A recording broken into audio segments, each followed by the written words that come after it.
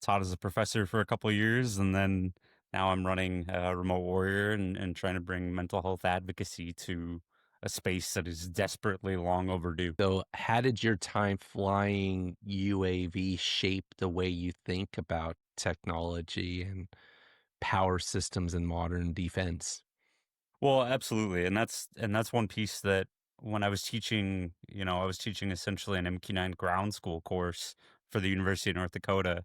So we're talking about, the power plants, the electrical systems, the different things there within it, and because of the unique requirements that come in with, UAVs and what they're meant for, right? It's a lot different than what people realize, right? Everyone thinks, especially, since 2016 and quads have taken over, across the board with the market and everything else and DJI fighting over it and different things like that, and Skydio trying to throw their hat in the ring, with their contract with the DoD. And so there's so many areas that really there that are unique to that area, and so that was one of the biggest pieces that shaped me in the academia side, was realizing how different it was compared to traditional, because I have so much experience and so much background in, UAVs, but I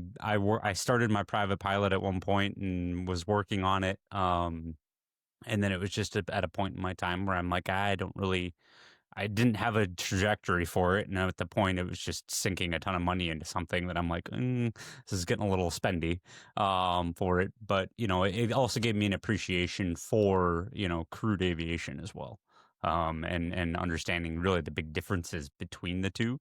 And so a lot of those experiences made it easier to help bridge the gap between the two, just because of the limited knowledge that I had on the commercial side, and then obviously the heavy knowledge on the, UAV side, really allowed me to kind of bridge that gap there between the two different areas and make it make sense for, in that case, the students.